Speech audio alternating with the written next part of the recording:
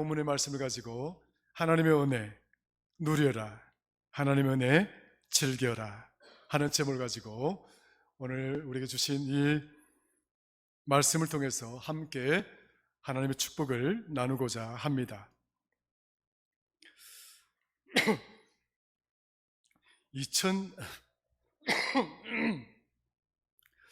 2020년 3월 20일자 유엔 산하에 있는 발전해법 네트워크라고 하는 기관이 있습니다. 발전해법 네트워크라고 영어로는 SDSN이라고 하는 이니셜을 사용하고 있는 기관이 있는데요. 이 SDSN이라고 하는 이 기관에서 전 세계의 국가를 대상으로 행복지수를 조사를 했습니다. 아주 최근에 발표된 따끈따끈한 뉴스죠. 그런데 이 뉴스에서 보면, 이 보고서에서 보면 대한민국이 전 세계 153개국 조사 대상 국가입니다. 153개국 중에서 우리 대한민국은 몇 위 정도 할 것 같아요? 그렇지. 예, 61위입니다. 그러니까 153개국에서 우리 대한민국이 갖고 있는 그 행복지수는 61위에 랭크되고 있는데요. 위치를 하고 있는데요. 저는 참 이 보고서를 보면서 참 의아스럽다라고 하는 생각을 가지게 되었습니다. 왜 의아스럽느냐 하면 대한민국은 세계의 그 어떤 나라보다도 복음화가 되어진 나라요.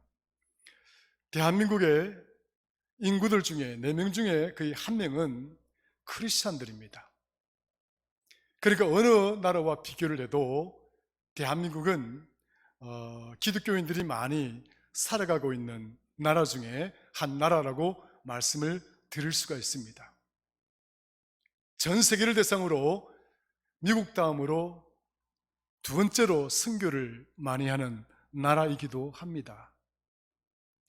그런데 왜 우리나라가 세계 제2의 선교하는 나라요, 또 세계에서도 보기 드물게 많은 기독교인을 가지고 있는 이 대한민국이 전 세계 153개국 중에서 고작 이 백성들이 행복하게 살아가는 그 지수가 61위 정도밖에 되지 않는가? 여러분 굉장히 의아스럽죠?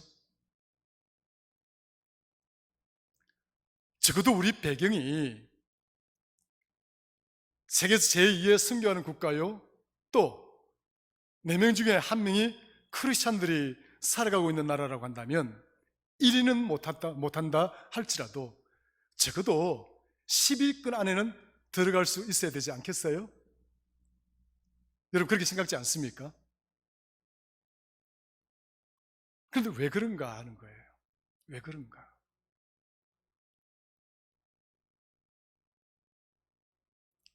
기독교인들이 많이 살아가고 전 세계를 향하여 선교를 두 번째로 많이 하는 이 나라가 왜 이렇게 불행한가? 역으로 말하면 불행한 거죠. 불행하다고 생각하는 사람들이 왜 이렇게 많은가? 여러분 그 중에 예수 믿는 사람뿐만 아니라 예수를 믿지 않는 사람들뿐만 아니라 예수 믿는 사람들도 나는 불행하다라고 생각하며 살아가는 사람들이 많이 있다라고 하는 반증이기도 한 것이지요. 오늘 여기 있는 저와 여러분들 중에 우리는 하나님의 거룩한 백성입니다. 하나님의 택한 그런 축복의 백성입니다. 여러분 믿으십니까? 여기 앉아있는 여러분들 중에 혹시 나는 불행하다, 나는 행복하지가 않다 이렇게 생각하시는 분 계십니까? 만약에 여기에 그런 분들이 계신다고 한다면 우리는 61위가 아니라 153위가 되어도 할 말이 없는 거예요. 그렇지 않습니까? 적어도 하나님의 존귀한 백성이요, 택한 백성이요, 구원의 백성이요, 매일 주일이 되면 이렇게 나와서 함께 찬양하고 기도하고 예배하는 우리가 불행하다라고 생각한다면 누가 행복할 수가 있겠냐고요. 누가 행복하게 살아갈 수가 있겠습니까? 가만히 생각해 보니까 왜 그런가? 곳곳에서 오늘도 끊임없이 하나님의 말씀이 선포되어지고 있고, 교회마다 수많은 프로그램을 돌리면서 성경 공부를 하고 있고, 그러한 어떤 성도들의 모임들이 곳곳에 산재해 있지만, 그럼에도 불구하고 우리나라의 환경과 이 상황들, 교회의 형편들은 크게 바뀌지 않는다. 그것은 이렇게 생각해 볼 수가 있습니다. 하나님의 말씀에는 능력이 있고, 하나님의 말씀은 분명히 우리를 행복하게 만들고 또 행복한 자리로 이끌어가는 능력의 말씀인 줄로 믿습니다. 그럼에도 불구하고 우리는 그 말씀을 확신하지 못하는 것 아닌가? 우리는 그 말씀을 의지하고 살지 못하는 것 아닌가? 알고 있는 것과 행하는 것은 명백하게 다른 것입니다. 많은 것들을 알고 있지만 매주일 설교 말씀을 들으며 하나님 말씀을 내 안에 쌓아가지만, 그러나 정작에 내 삶에 있어서 그 하나님의 말씀은 마치 올가미에 묶여 있는 듯한, 무력하고 나약하고 힘이 없는 그런 하나님의 말씀으로 만들어버리는 그런 우리의 잘못들, 그런 실수들 얼마나 많은가, 이렇게 생각을 해보게 됩니다. 우리는 끊임없이 하나님의 은혜를 받은 자들입니다. 우리가 무엇이간데 여기 앉아서 하나님의 이름을 부르며 찬양하고 하나님의 승호를 높이며 예배할 수 있는 자가 될 수 있었다라고 생각하십니까? 여러분들이 가진 것, 여러분들이 배운 것, 여러분들의 인격, 여러분들의 도덕성, 그것 때문이라고 생각하십니까? 아니잖아요. 나를 여기에 있게 한 것은 오직 하나님의 은혜라. 하나님의 크신 은혜가 있었기 때문에 나는 이 자리에서 예배하는 자가 되었고, 하나님을 향하여 하나님을 송축하는 자가 되었다는 사실을 우리 모두는 잘 알고 있고 또 그렇게 고백하지 않습니까?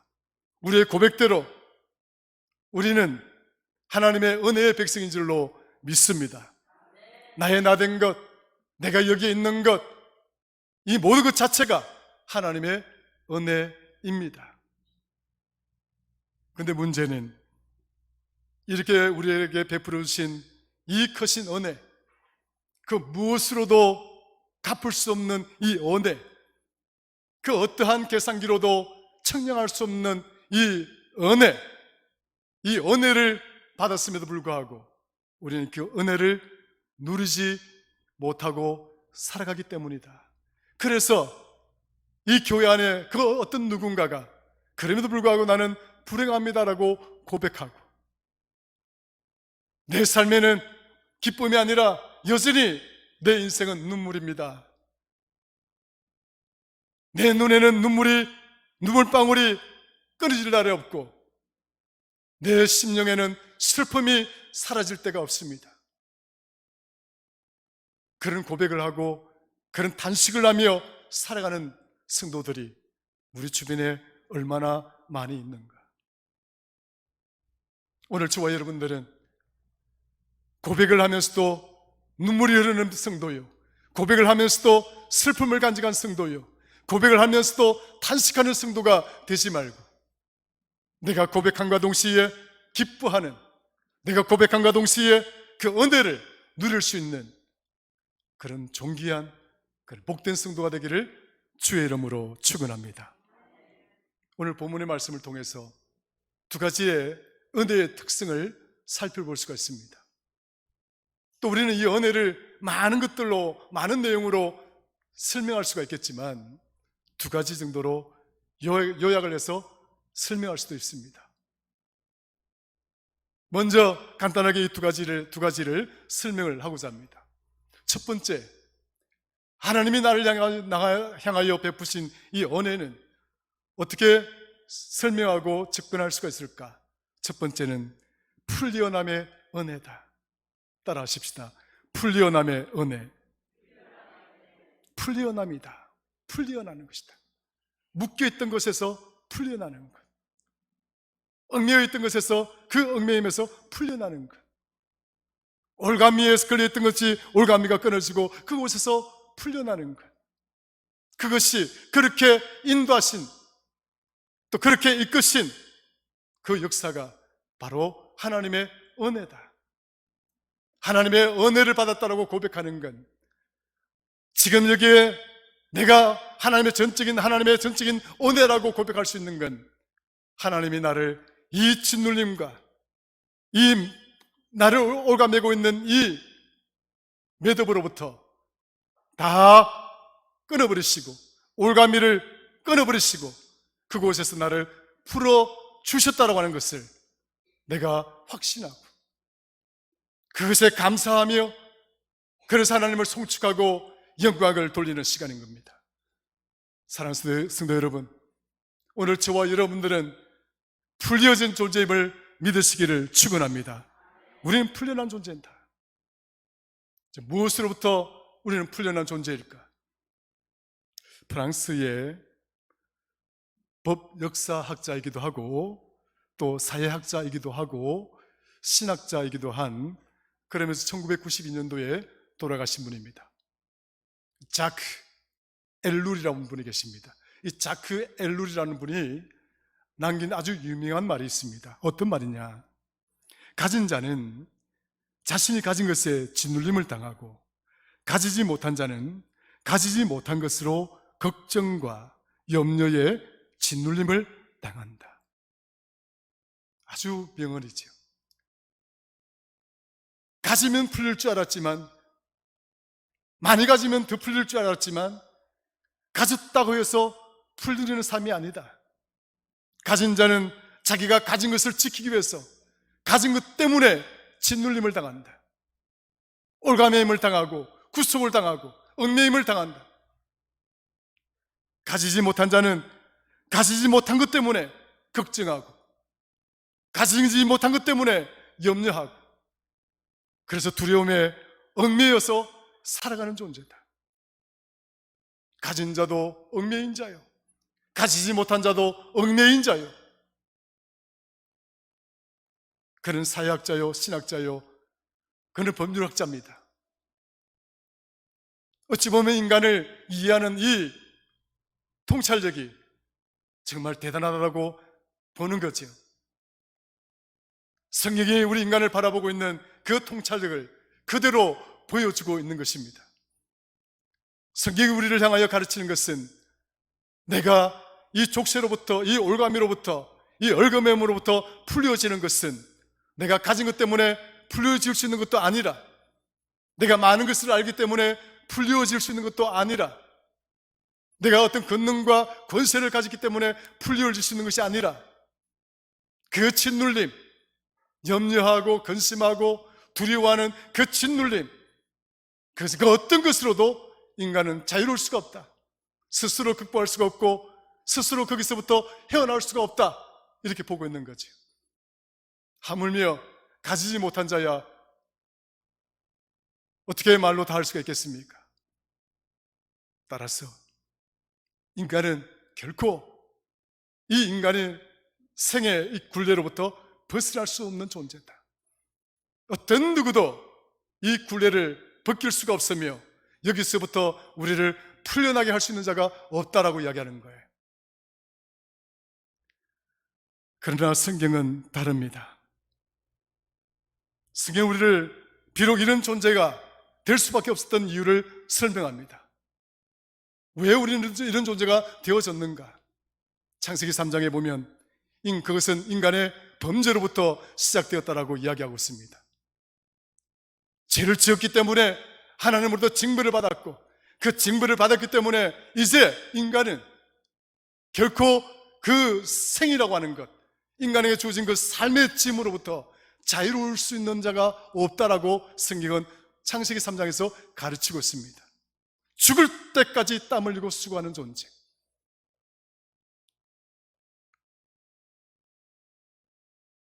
죽으면 흙으로 돌아갈 수밖에 없는 허무하고 허망한 존재.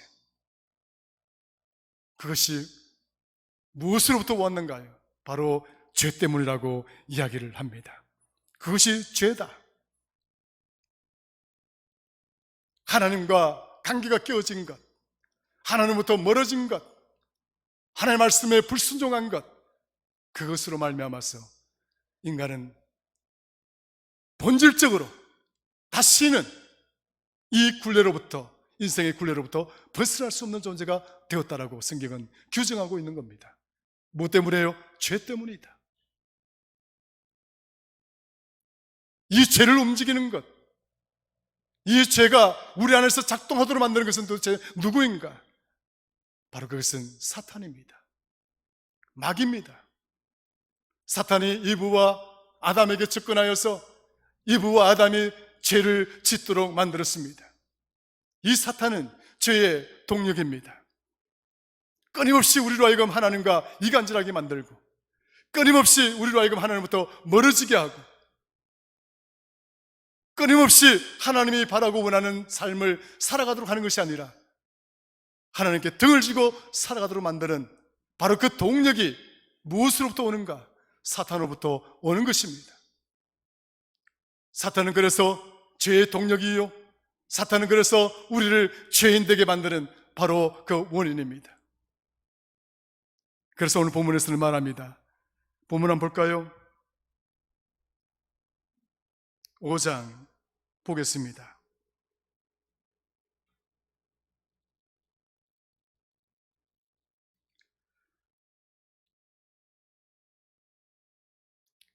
팔 절을 같이 한번 읽을까요? 시작.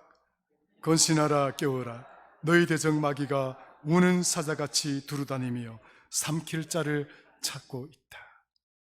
우는 마귀가 우는 사자처럼 삼킬 자를 찾고 있다.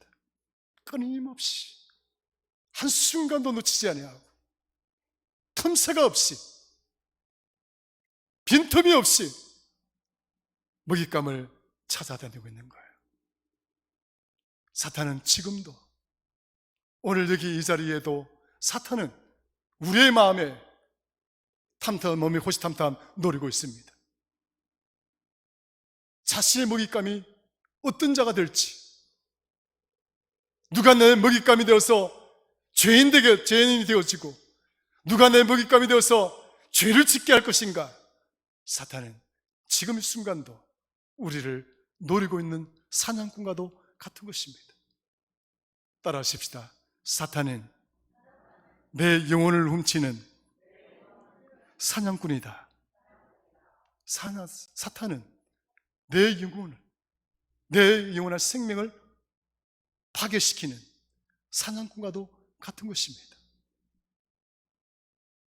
끊임없이 우리의 삶의 자리에 덫을 놓고 올가미를 던져놓고 미끼를 던지고, 때로는 물질로, 때로는 사람으로, 때로는 일들로 우리들을 유혹하고 그 올가미에 걸려서 넘어지게 하고, 그렇게 함으로써 자신의 먹잇감으로 만드는 순간 우리는 결코 행복한 자가 될 수가 없습니다. 입술로는 나에 된 것은 하나님의 은혜라고 고백하지만, 그러나 이미 나는 사냥꾼의 올무에 이미 잡혀있고 붙들려 있는 존재가 되고 말았기 때문입니다. 사랑하는 여러분,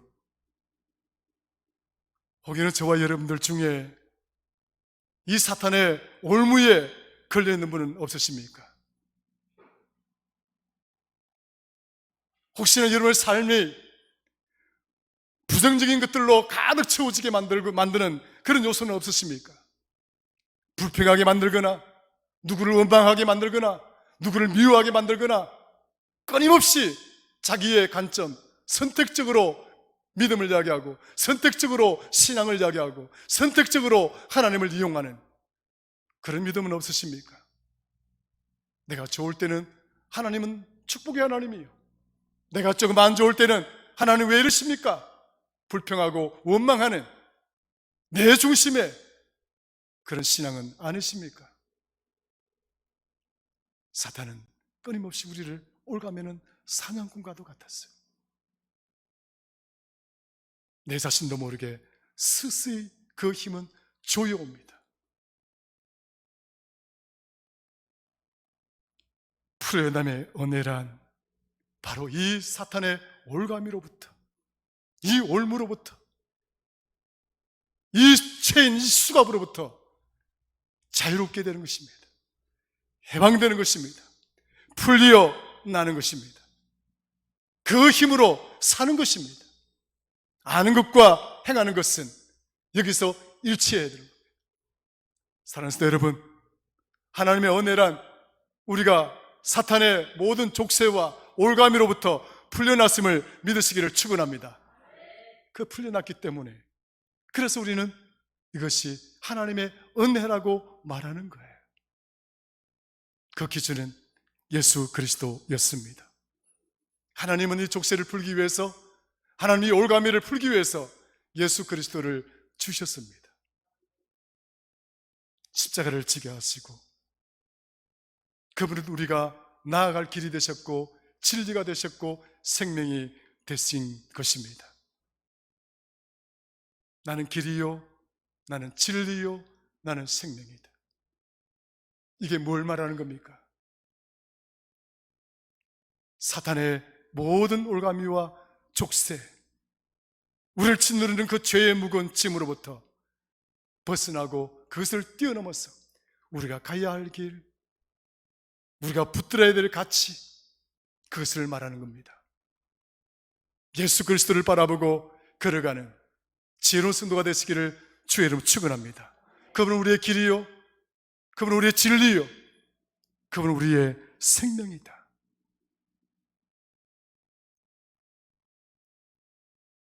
그러므로 우리가 이 풀린함의 이 은혜라고 고백할 수 있는 것은 바로 예수 그리스도 때문이라고 말할 수가 있는 겁니다.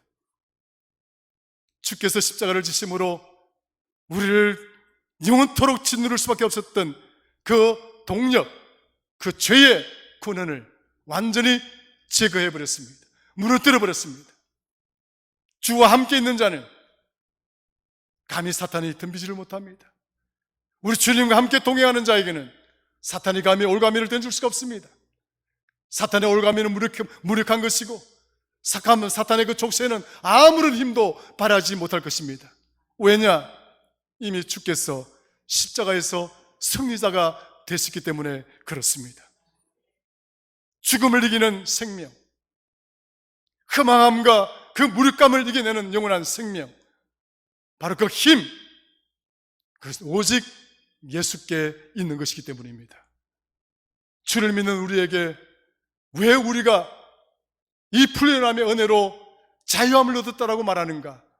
주님이 우리와 함께 계시기 때문에 그렇습니다. 주께서 나와 함께 하시면 그것이 사냥꾼의 족쇄가 아무리 강하다 할지라도, 그 올가미가 아무리 세다 할지라도 그것은 아무런 힘을 발휘할 수가 없는 것입니다.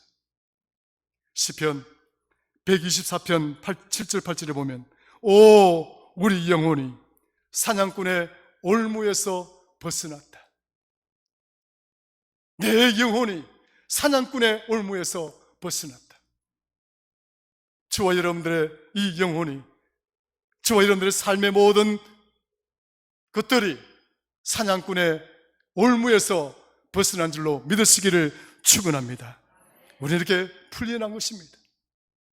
더 이상 나를 얽매일 수 있고 나를 짓누를 수 있는 그 사탄의 힘이 아무리 강하다 할지라도 나와 함께 있는 주님 앞에는 그런 아무런 힘을 발휘할 수가 없는 것입니다. 이사야서 49장 24절에서 25절에 이런 말씀이 나와 있습니다. 용사가 빼앗은 것을 어떻게 도로 빼앗으며 승리자에게 사로잡힌 자를 어떻게 건져낼 수가 있겠습니까? 이런 질문을 합니다. 아니, 지금 내 신세가 힘 있는 용사에게 붙들려져서 다 빼앗겼다는 거예요. 그 승리자에게 내가 어떻게 내 것을 다시 도로 찾아낼 수가 있습니까? 그렇게 예언자가 말하니까 하나님이 이렇게 말씀합니다. 49장 25절, 여호와가 이같이 말하노라. 용사의 포로도 빼앗을 것이요 두려운 자의 빼앗은 것도 건져낼 것이니 이는 내가 너를 대적하는 자를 대적하고 내 자녀를 내가 구원할 것이라. 하나님은 하신다는 거예요. 아무도 이 강한 대적자로부터, 이 강력한 힘을 가진 승리자로부터 빼앗을 수는 없겠지만 하나님이 함께 하시면 그것이 무엇이라 할지라도 나는 빼앗을 것이고 그것을 가져올 것이고 내가 태어난 내 자녀를 위하여 그것을 베풀어 줄 것이다. 우리의 신앙이란, 우리의 믿음이란 이 힘으로 사는 거예요. 하나님이 내 안에 동력이 되고 예수 그리스도가 내 안에 삶의 동력이 된다라고 하는 이 의미는 바로 이 믿음으로 살아가는 것입니다. 이 믿음으로 이겨내는 것입니다. 두 번째로 생각해 볼 수 있는 것은 하나님의 크신 은혜란 반전의 은혜다. 따라 하십시다. 하나님의 은혜란 반전의 은혜다. 예, 반전의 은혜다. 10절 한번 읽어볼까요? 같이 읽겠습니다. 시작. 모든 은혜의 하나님 곧 그리스도 안에서 너희를 부르사 자기의 영원한 영광에 들어가게 하시니. 자, 보세요. 모든 은혜의 하나님 곧 그리스도 안에서 너희를 부르사 자기의 영원한 영광에 어떻게 한다고요?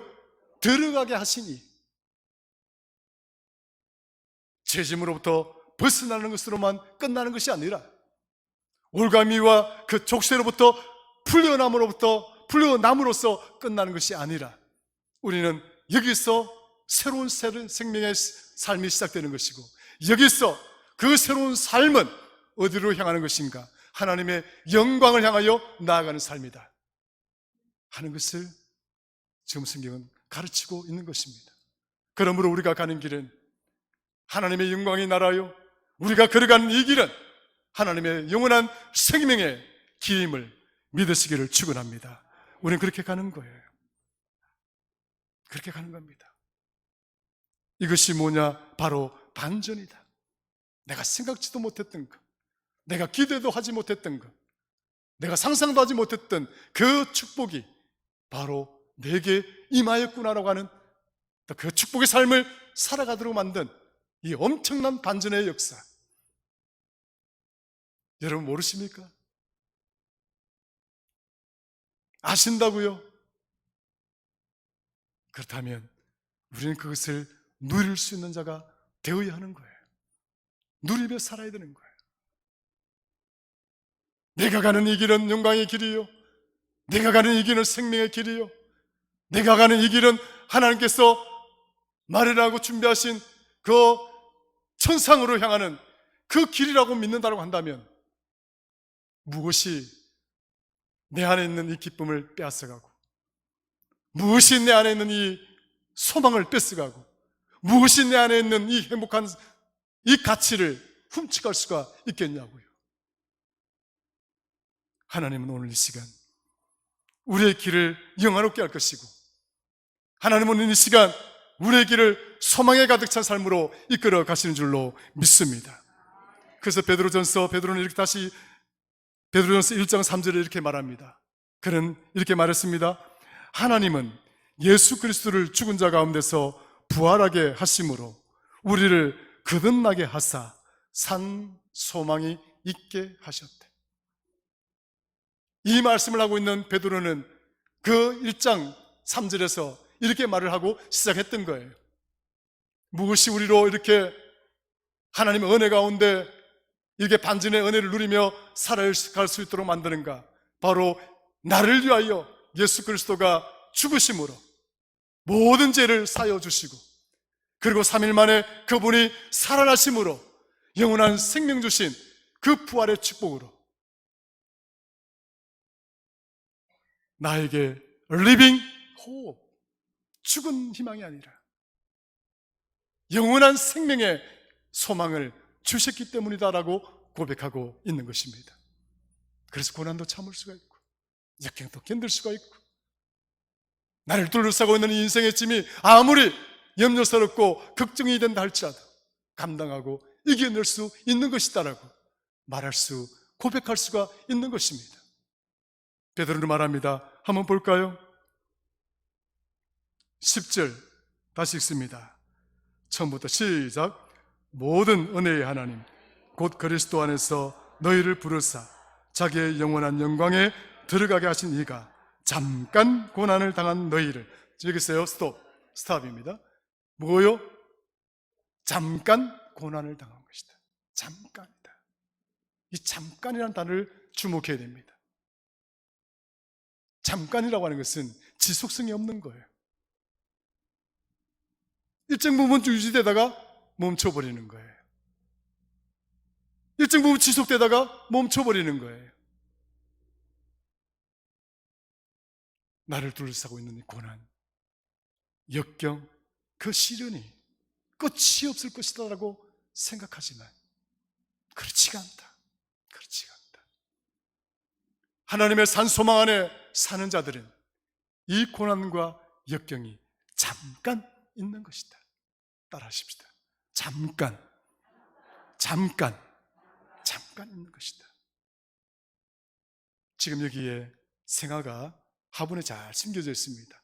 이러니까 한 주, 두 주, 세 주, 한 달이 가도 이렇게 피어 있는 거예요. 근데 만약에 이 꽃을 잘라서 화병에다가 심어 놓으면 어떻게 될까요? 얼마나 버틸까요? 잠깐 피었다가 지는 거예요. 뭘 말하는 겁니까? 죄 아래 놓여 있는 인생이란 따지고 보면 잠깐인 거예요. 잠깐이다. 그 잠깐에 모든 것을 내걸고 산다는 것은 바보 같고 어리석은 것이다. 하나님 우리에게 주시는 산 소망이란 잠깐이 아니라 everlasting, 영원히 지속되는 것이다.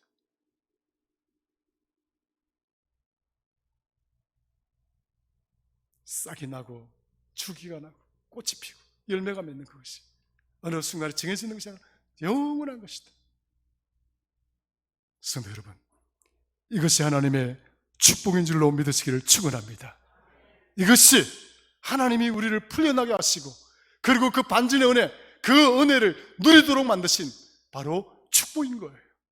구원이라고 하는 것이 이렇게 값없이 우리에게 주어진 것이 아닙니다. 이런 엄청난 가치가 있는 것이고 그 무엇과도 바꿀 수 없는 존귀하고 소중한 것입니다. 그래서 베드로는 말합니다. 자, 또 10절 읽겠습니다. 시작.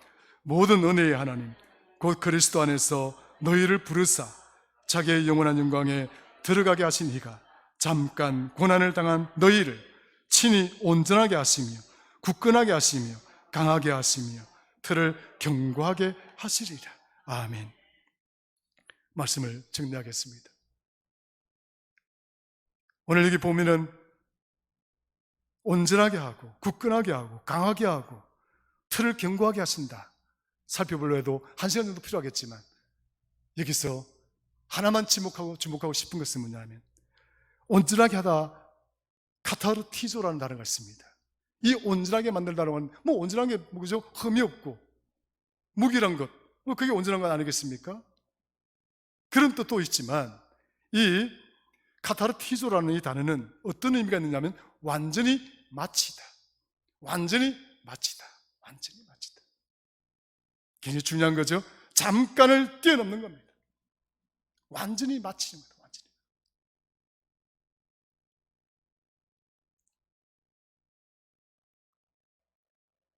영원한 것을 향하여 이 잠깐의 징검다리를 뛰어넘어서 완전하게 마치도록 한다는 거예요. 완전하게 마치도록 합니다.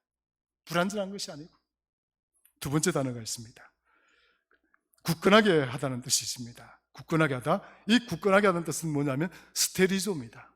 헬라 스테리조는 어떤 또 의미가 있느냐면 어떤 방향으로 단호하게 돌려 세우다. 어떤 방향으로? 단호하게 돌려 세우다. 하나님의 은혜가 우리 안에 역사하시면 우리의 삶이 어떻게 된다고요? 다른 방향으로 견고하게, 단호하게 돌려 세워진 삶.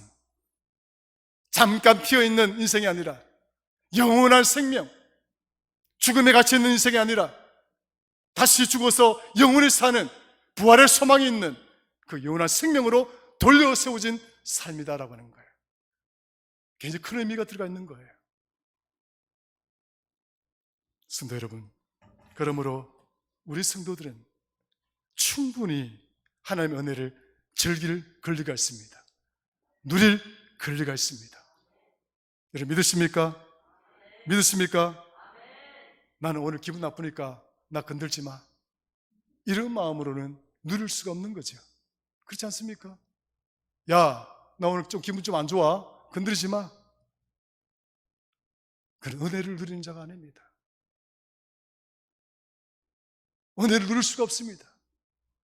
여러분들은 정말 하나님의 은혜를 누리고 하나님의 은혜를 즐길 수 있는 자가 되기를 원하십니까? 오늘 이 말씀을 기억하시고 우리는 모든 죄로부터 풀려났고 그리고 우리는 그 상상도 하지 못하는 우리 인생의 길이, 영광의 길이 열리고 그 영원한 생명의 길이 열리고 하나님의 축복이 열려진 삶이라는 것을 기억하시면서 자부심을 가지고 이 은혜를 누리고 즐길 수 있는 복된 성도가 되기를 주의 이름으로 축원합니다. 하나님 아주 고맙고 감사합니다. 오늘 우리에게 주신 귀한 말씀을 통해서 우리 성도들이 하나님의 은혜를 누릴 수 있는 자가 되게 하여 주시옵소서.